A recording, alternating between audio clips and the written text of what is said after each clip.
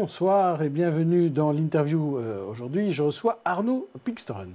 Bonsoir. Bonsoir. Alors Arno Pinksteren, vous êtes député bruxellois écolo. Vous participiez cet après-midi à la réunion avec Défi, entre les présidents Défi, Écolo et Groen.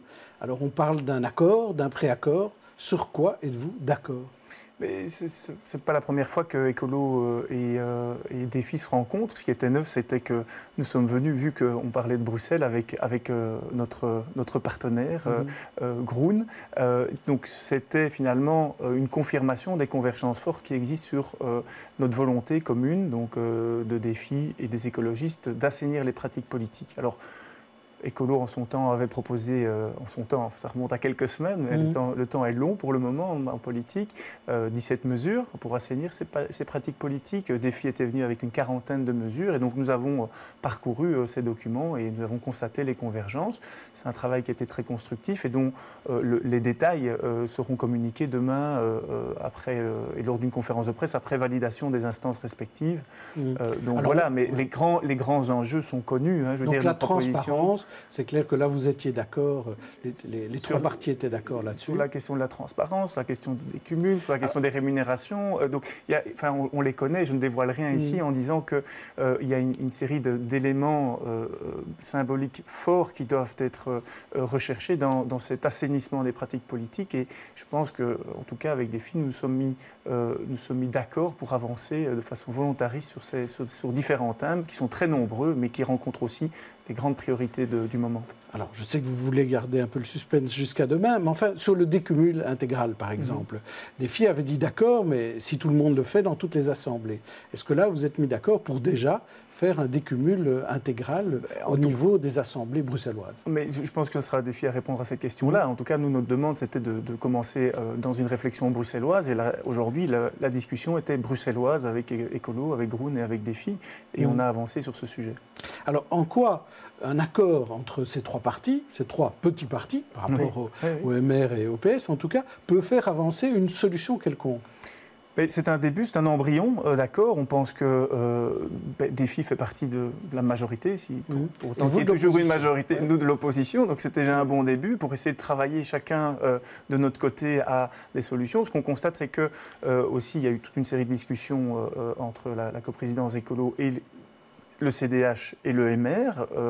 Rien n'est à filtrer de ces discussions. Il n'y a pas eu une volonté des différents partenaires de communiquer sur les solutions qu'ils avaient trouvées à cette occasion-là, malgré la multiplicité des réunions. Ici, je fais le constat qu'après une réunion, une après-midi de concertation, il y a une volonté commune de communiquer et donc d'avancer. Donc je pense que l'objectif maintenant, c'est de rallier, c'est d'aller rencontrer les différentes formations politiques et pour avancer, pouvoir déposer des textes pour faire vraiment évoluer concrètement le système, parce que je pense que les citoyens sont un petit peu fatigués du spectacle qui est donné ces derniers jours, singulièrement ces tout derniers jours par le CDH à Bruxelles. Alors, on dit toujours le citoyen est fatigué, le citoyen est fatigué. Nous aussi, je peux dire, je suis fatigué. À titre personnel, je ne comprends pas l'attitude du CDH à Bruxelles qui...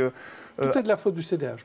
Oui, je veux dire, c'est qui a débranché la prise au niveau wallon, qui a créé un mois plus tard une espèce de secousse, de réplique à un mois de distance à Bruxelles, alors qu'il n'y a pas de solution. Donc on crée un chaos. C'est peut-être grâce au CDH que vous aurez votre décision en matière de gouvernance, finalement, au bout du compte. Tant mieux s'ils comprennent qu'en fait, ils pouvaient être une partie de la solution. Pourtant, pour le moment, ils sont plutôt une partie du problème. Alors, parlons encore un petit peu des négociations. Est-ce que cet accord entre Défi et Écolo, ça veut dire, et Groen, est-ce que ça veut dire que demain, Écolo sera dans le gouvernement bruxellois à la place du CDH? Donc, la question ne s'est pas du tout posée. Donc, on est bien clair sur le fait qu'on discute aujourd'hui de gouvernance. Et donc, ça n'emporte pas du tout une quelconque participation à ce jour, non.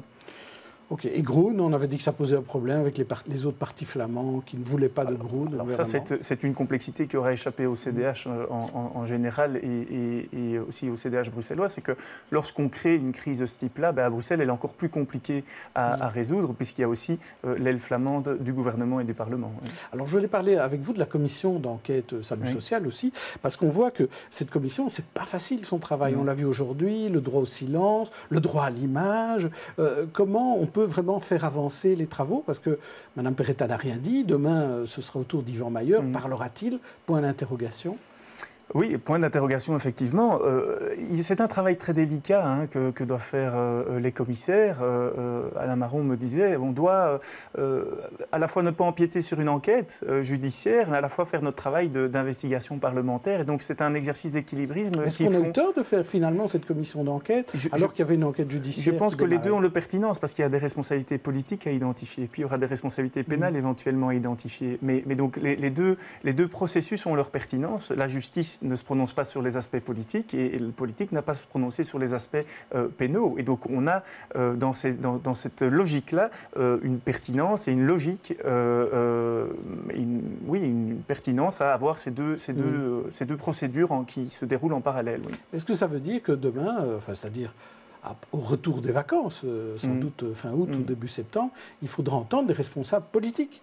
Les responsables politiques qui se trouvent au-dessus d'Yvan Mayer ou de Pascal Perretta. Est-ce que le rôle, le maire avait dit qu'il faut entendre Rudy Verwoerd, c'est le rôle du gouvernement fédéral. Est-ce que c'est quelque chose que vous demandez aussi? Alors je crois que la commission est maître de ses travaux et je crois qu'il travaille de façon très très consensuelle aujourd'hui pour établir la liste des personnes à interroger, à auditionner. Et donc moi je ne me prononce pas par rapport à ces travaux-là, mais je pense qu'il faudra vraiment faire toute la clarté et donc entendre tous les belligérants et toutes les personnes qui de près ou de loin ont pu avoir une responsabilité autour de ce dossier et dans ce dossier.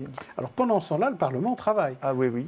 Donc vous étiez aujourd'hui, et il y avait une séance plénière, il s'agissait de voter notamment la loi sur les nouveaux baux locatifs. Oui, alors il n'y a pas que ça. Donc le gouvernement travaille, et donc c'est ça qui est complètement paradoxal quand je dis on est un peu fatigué, parce qu'effectivement on ne sait pas très bien dans quel jeu on joue. Donc la majorité vote comme la majorité, et on avance sur toute une série de textes. Et l'opposition vote comme l'opposition. Et l'opposition, comme toujours, fait du travail constructif. Et donc hier, on a eu la fin de l'examen du Code bruxellois de l'aménagement du territoire, enfin sa réforme. On a réussi à voter un amendement pour préserver l'avis conforme de la CRMS, donc préserver vraiment cet outil de préservation des Tout le monde était d'accord. Tout le monde était d'accord, on a eu des discussions, tout le monde n'a pas été d'accord dès le départ, mais donc là encore, la majorité, opposition, tout se passe bien.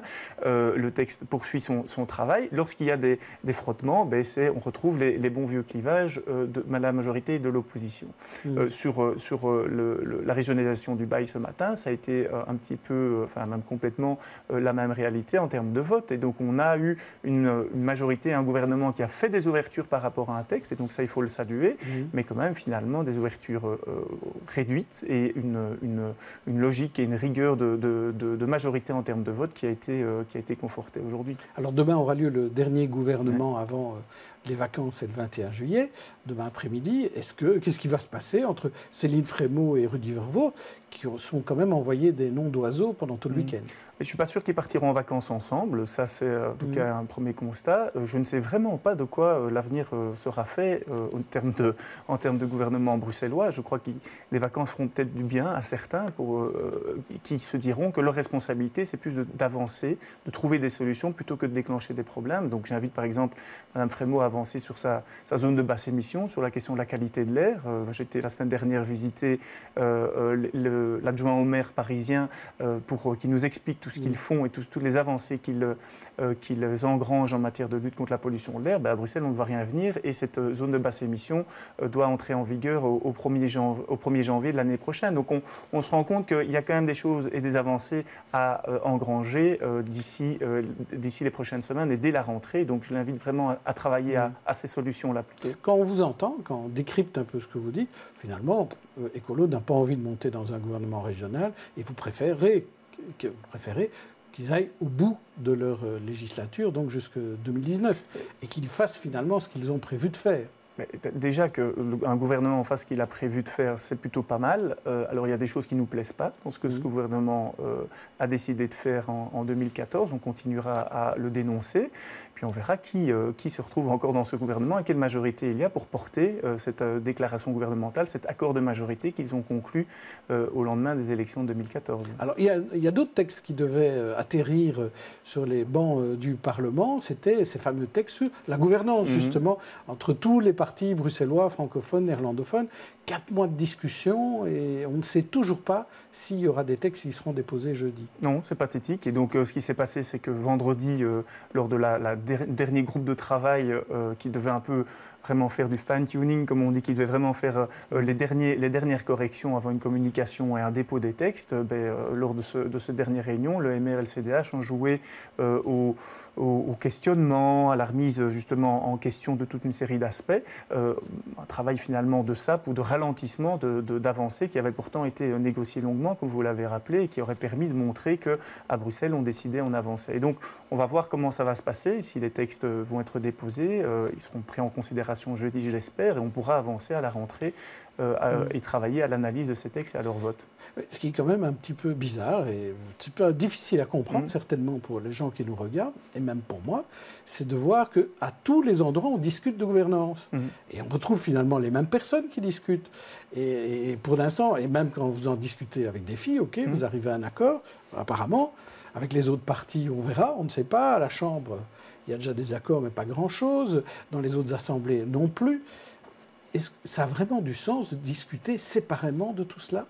Mais on se rend compte que, que tout le monde n'est pas sur la même longueur d'onde en termes d'exigence. Et puis, les textes qui vont être déposés ne résolvent pas tout. La question, par exemple, du décumul n'est pas encore formalisée dans un texte qui fait consensus au niveau de l'ensemble des formations politiques. Et donc, il y a une série de choses pour lesquelles il y a des avancées et pour lesquelles il y a des accords. Il y a toute une série de choses pour lesquelles il y a encore beaucoup de travail de convergence à faire et de persuasion. Merci Arnaud Pinsteren. L'invité de demain sera justement Charles Piquet, donc on reparlera de gouvernance et de transparence. Il sera interrogé par Jean-Christophe Peuzès. Et pour ma part, je vous retrouve le 21 août. Bonne soirée.